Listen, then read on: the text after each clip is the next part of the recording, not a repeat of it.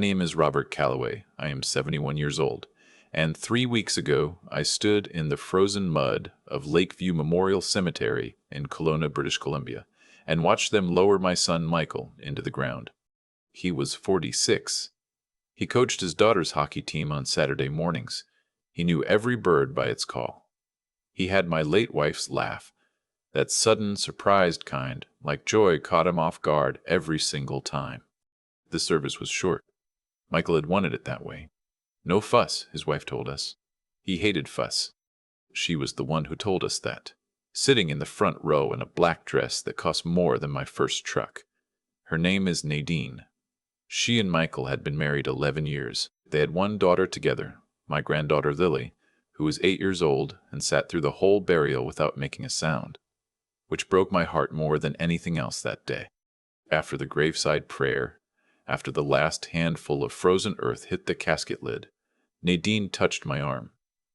Not the way you touch someone who is also grieving. The way you touch someone you need to move out of your way. She leaned close. Her voice was almost pleasant. "Robert," she said, "I know this isn't the best timing, but you should know that the Whistler property has already been appraised. I'll need you to collect your things from the cabin before the end of the month. We're listing it in the spring." I looked at her. The Whistler cabin. The place my father built with a handsaw and a borrowed truck in 1961. The place where Michael took his first steps on the back porch. Where my wife Dorothy spent her last good summer, sitting on the dock watching the herons. I looked at Nadine for a long moment. Lily was standing 3 feet away, still staring at the flowers on the casket. "I understand," I said, and I turned and walked to my truck. I could feel Nadine watching me go. I imagined she expected something, an argument, a scene, some old man losing his composure in front of the other mourners. Instead, she got nothing. Just a retired school principal with bad knees walking slowly through the cemetery grass. She had no idea who she was dealing with.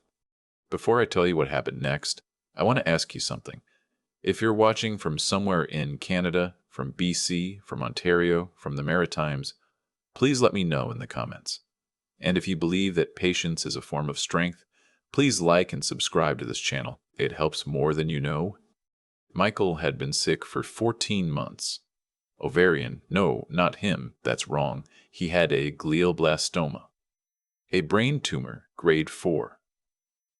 The kind doctors deliver to you in a quiet room with a box of tissues already on the table. He fought it the way he did everything, steadily, without drama, making dark jokes in the chemo ward that made the nurses genuinely laugh. I drove up from Penticton every 2 weeks to sit with him. We watched old hockey games. We argued about the Canucks the way we always had. In the last few months, when talking exhausted him, we just sat together. Nadine was there too, of course. She managed things. She was good at that, at managing. The medical appointments, the insurance paperwork, the conversations with Michael's employer. She managed all of it efficiently and from a slight distance, the way you might manage a project at work. I noticed. I didn't say anything because Michael loved her and Lily needed her mother to hold herself together. But I noticed.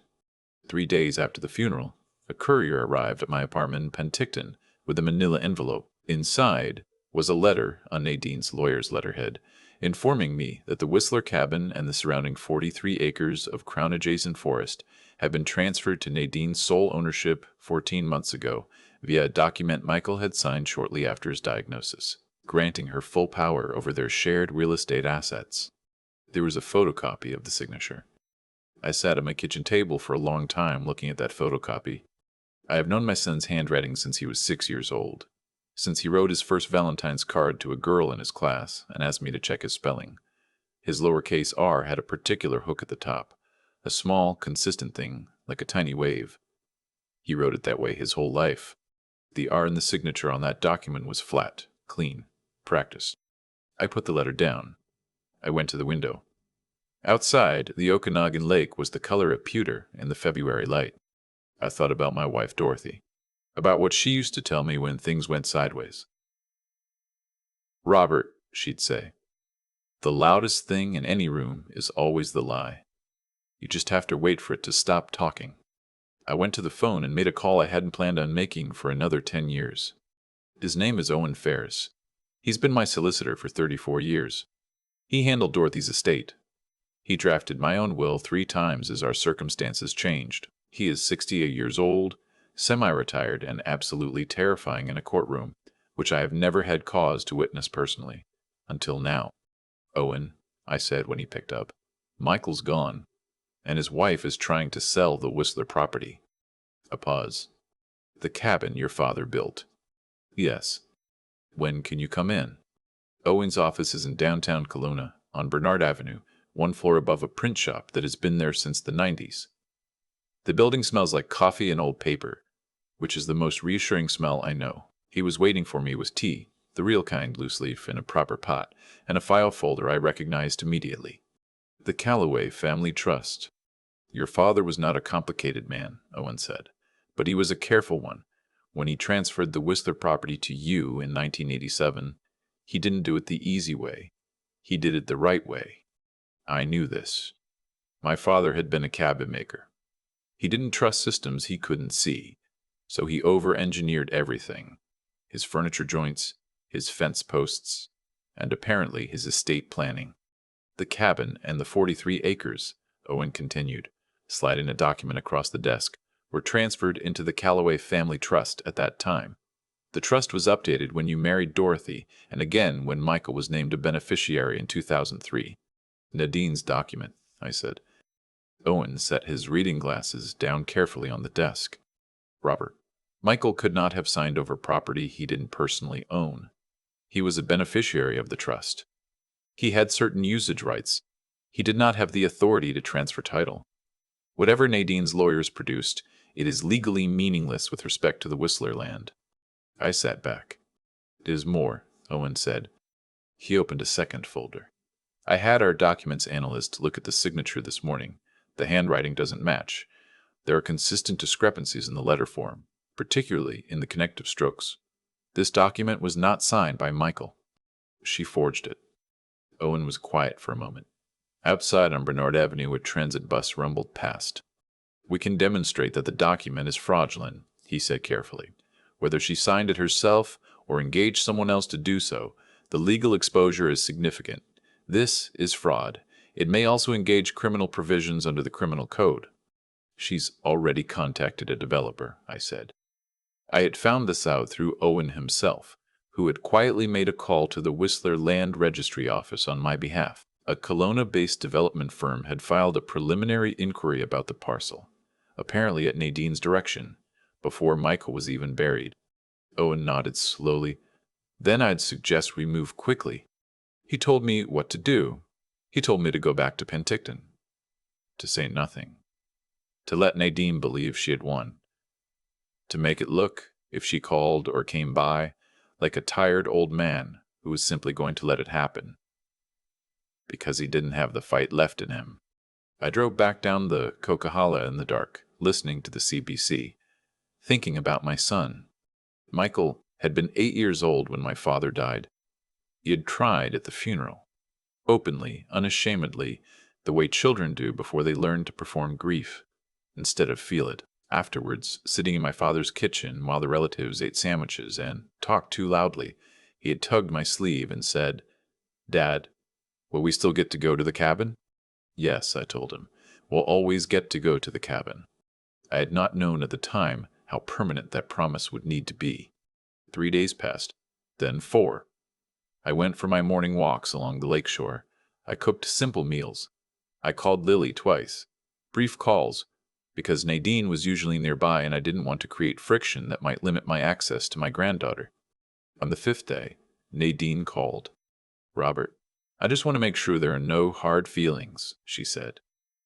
"I know the cabin meant a lot to you, but Michael was very clear, toward the end, about wanting to make sure Lily and I were taken care of. He didn't have a pension. The property is the only significant asset we have." Her voice was measured and warm. She had practiced this. "I understand," I said. My voice was gentle. "You have to do what's right for Lily." "Exactly." A small exhale of relief. "I'm glad you see it that way." After I hung up, I sat in my chair by the window for a long time. The lake was very still. A pair of margansers were working the shallows near the old marina dock. I thought about Lily. 8 years old, her father dead, her mother, whatever Nadine turned out to be. Whatever happened next, I needed to make sure that child was not collateral damage. I called Owen the next morning. Whatever we file, I said, I want Lily protected. Whatever the trust produces, whatever we recover, I want it structured so that it goes to her eventually, not just to me. Already thought of that, Owen said. We'll set it up properly. The legal actions Owen filed moved through the BC Supreme Court faster than I expected, in part because the fraudulent transfer document gave us a clean, demonstrable basis for injunctive relief. Within 10 days of our first meeting, a court order had been issued preventing any sale or transfer of the Whistler property pending the outcome of the proceedings. Nadine's lawyer called Owen the day the order was served. I heard about the conversation secondhand. Apparently it was brief and not particularly friendly. Owen also contacted the RCMP. The forgery allegation required a criminal referral, and Owen had the documentation to support it. The handwriting analysis, the timeline showing the document had been executed during the period when Michael was on heavy medication and largely non-communicative, and the land registry records showing no transfer had ever been legitimately completed. The RCMP investigation moved more slowly, as they do, but it moved. And then, 2 weeks after the funeral, I opened my laptop one evening to find a local news story that stopped me cold. Nadine had given an interview. She was sitting in what appeared to be a coffee shop, wearing a simple sweater, her hair pulled back, looking tired and sad in the specific way that is designed to make you feel something. The headline read, "Grieving Kelowna widow says late husband's father is using legal system to take home from her and her daughter." I read the article twice. She had told the reporter that I had always disapproved of her marriage to Michael, that I had money and lawyers and was using them to bully a grieving woman, that the property transfer had been Michael's explicit wish, that I was the kind of man who valued real estate over family. She had said all of this on record, with her name attached. I closed the laptop. I called Owen in the morning. "I saw the article," he said before I could speak. "I want to respond," I said. "No," he said simply. "Owen, Robert, listen to me. Everything she said in that interview is either provably false or we will demonstrate it to be false in court. She is building a public narrative because she cannot build a legal one. Every statement she makes now is a statement we can put in front of a judge. Let her talk." I trusted him. I went back to my morning walks and my meals and my phone calls with Lily. But Owen was not simply waiting, as it turned out. He had engaged a private investigator, a quiet, methodical woman named Sandra, who had spent 20 years working insurance fraud cases in Vancouver before going independent. He had asked her to look at the circumstances surrounding Michael's illness and death. Not accusingly, just to look. Sandra found things. She found that a man named Terrence, a name I will not say without feeling something cold move through my chest, had been in Nadine's life for at least 2 years before Michael died. They had met through mutual friends in the Okanagan wine industry. The text messages between them, obtained legally through the civil discovery process, were not ambiguous. In one exchange, Terrence asked when things would be sorted. Nadine replied that Michael was declining faster than expected and that she needed a few more weeks to get the paperwork in order. A few more weeks to get the paperwork in order. My son was dying of a brain tumor, and she was texting about paperwork. But Sandra found something else, something that required me to sit down and stay sitting for a long time. Michael's palliative care physician had documented in his final month unexplained fluctuations in Michael's neurological status, episodes of rapid deterioration that did not follow the typical pattern of his tumor progression. The hospice nurses had noted it too. Everyone had attributed it to the glioblastoma, because glioblastomas are unpredictable and cruel, and they do what they want. But one of the nurses, a woman who had since left that facility and was now working in Vernon, had written a note in Michael's file during his final week, a note that asked whether anyone had reviewed his medication interactions, because she had seen his evening medication tray twice, and something hadn't looked right to her. The note had been filed. No one had followed up. Sandra found the nurse. The nurse spoke to Sandra. Sandra brought it to Owen. Owen brought it to the BC Coroner Service. The Coroner Service reopened the file. I'm not going to tell you I knew with certainty, what that review would find. I am not going to tell you I was certain my daughter-in-law had done something beyond fraud. I want to be honest with you. I did not know. There was a part of me that prayed, and I mean prayed, in the way I hadn't since Dorothy died, that it was only the property. That it was only greed. That my son had simply died because grade 4 glioblastomas kill people, and that was the end of it. The coroner's service found elevated levels of a sedative compound in the tissue samples retained from Michael's autopsy, levels inconsistent with his prescribed medications, levels consistent with supplementation, with something being added. The RCMP investigation, which had been moving slowly, stopped being slow. Nadine was arrested on a Thursday morning in March. I was in Penticton when Owen called me. I was standing in my kitchen making oatmeal. "It's done," he said. I turned off the stove. I sat down at the kitchen table. Outside, the lake was beginning to show the first green of spring along the shallows. The mountains still had snow on them, but it was the thin, tired snow of late season. It would be gone by April. I did not feel triumphant. I want to be clear about that. I felt something more like the absence of a sound I had been hearing for so long I had stopped noticing it. A hum that was suddenly gone. Nadine was charged with fraud, forgery, and after the coroner's service completed its report, criminal negligence causing death, pending further toxicological review. Terrence was charged as well, as an accessory. He had helped source the compound. The text messages made that clear enough. The case took 8 months to go to trial. I will not walk you through every day of it. There were days I sat in the gallery and felt nothing but exhausted. There were days I looked at Nadine across the courtroom and saw nothing of the woman Michael had chosen, the woman who had carried my granddaughter, and I understood that I had never really known her at all. The jury deliberated for 4 days. Guilty on all counts. The judge sentenced her to 15 years. Terrence received 7. When the verdict was read, Nadine turned and looked at me, not with anger, with something I can only describe as incomprehension, like she genuinely could not understand what had gone wrong, like she had run the calculation and gotten a different answer and could not find her error. I looked back at her, then I looked away, because there was nothing useful in looking at her. Lily had been placed in my care, temporarily following the arrest, and made permanent by order of the BC Supreme Court after the conviction. She came to live with me in Penticton. She brought a cardboard box of her things, a backpack, and a stuffed dog named Biscuit that she has had since she was 3. She cried the first 2 nights. I sat outside her door and let her. On the 3rd night, she came out of her room at 10 o'clock, padded down the hall in her socks, and climbed onto the couch beside me where I was reading. "Grandpa," she said. "Yes." "Can we go to the cabin in the summer?" I put my book down. "Yes," I said. "We'll always get to go to the cabin." She was asleep in 20 minutes, tucked against my side like she was 5 years old. I sat there with the lamp on and the lake quiet outside the window, and I thought about Michael, about my father, about Dorothy, about the specific way some things outlast the people who built them. In the spring, I made 2 calls. The first was to Owen.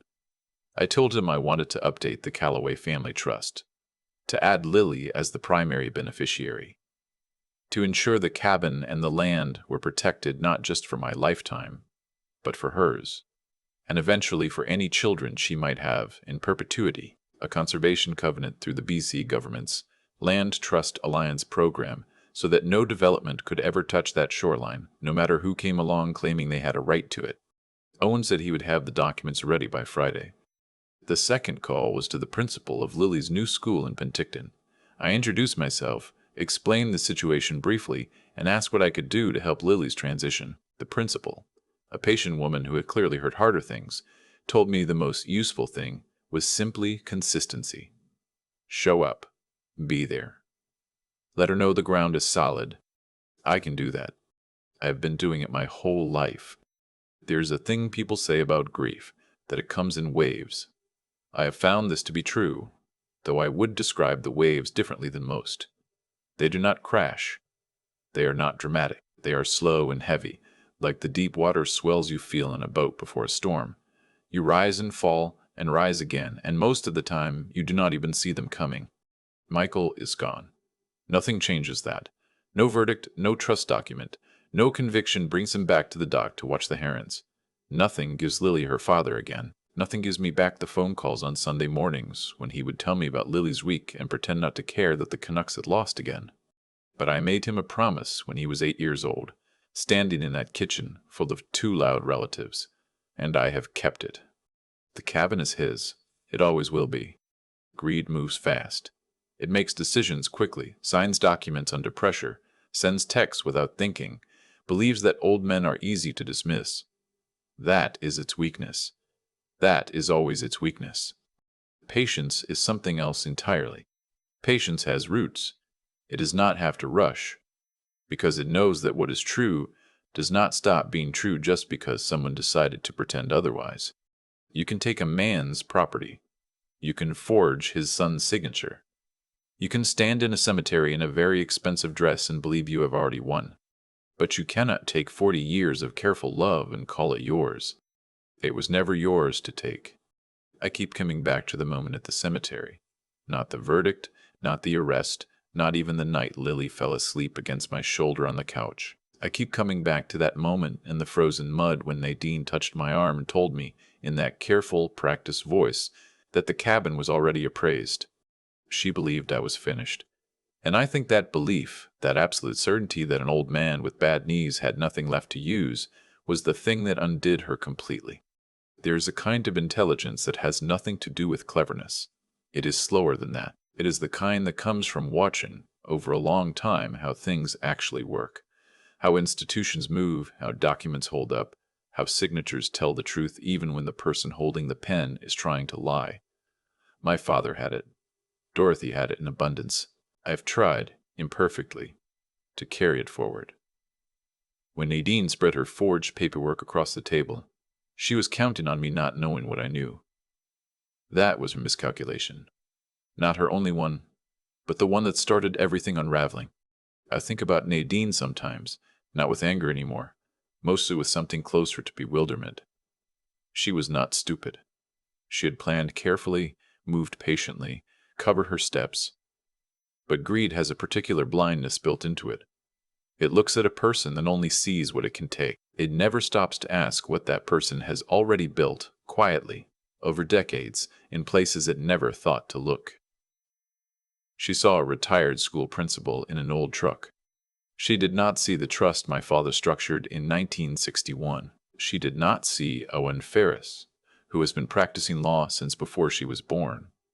She did not see Sandra, who spent 20 years finding exactly the kinds of things people believe they have successfully hidden.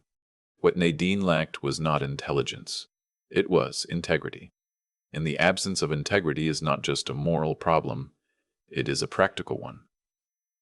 When you build a plan on forgery and deception, every piece of it is already compromised before you begin. The structure looks solid from the outside, but there is nothing holding it together that the truth cannot dissolve. What carried me through those months was not anger, though I felt it. It was not grief, though there was no shortage of that either. It was something more like stubbornness with a conscience. The refusal to let what was real be buried under what was convenient. I owed Michael that. I owed Dorothy that. I owed Lily, most of all, a grandfather who did not sit down and accept a lie because accepting it was easier than standing up. Some people talk about strength as though it is loud, as though it announces itself. In my experience, the most durable kind is quiet. It shows up at a solicitor's office on a gray February morning.